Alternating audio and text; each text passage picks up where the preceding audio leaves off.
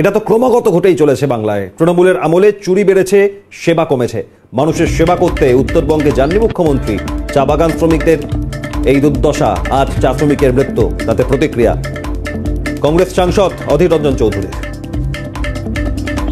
একটা ঘটনা এরকম, এই ঘটনা ক্রমাগত ঘটেই চলেছে বাংলায়। এই বাংলায় তৃণমূলের আমলে চুরি বেড়েছে, মানুষের সেবা কমেছে, নাচানাচি হয়ে গেছে, চলে এসছে। মানুষের সেবা করতে তো জাননি উনি, সব জানেন, ওনার খবর নেই। উনি তো নিজেই স্বাস্থ্যমন্ত্রী। শুনলেন অধীর রঞ্জন চৌধুরীর বক্তব্য। আরো একবার আপনাদের জানাই, সুশীল ওরায়ের মৃত্যু হয়েছে আজ। 2 মাস ধরে কাজ নেই উপার্জন, আজ বিনা চিকিৎসায় মৃত্যু হয়েছে তার। এমনকি হাসপাতালে নিয়ে যাওয়ার একটা গাড়িও মেলেনি। চা শ্রমিকের মৃত্যুর ঘটনায় উত্তরবঙ্গের চা শ্রমিকদের বেহাল পরিস্থিতির যে কোনো বদল হয়নি, তার আরো এক প্রমাণ আজ।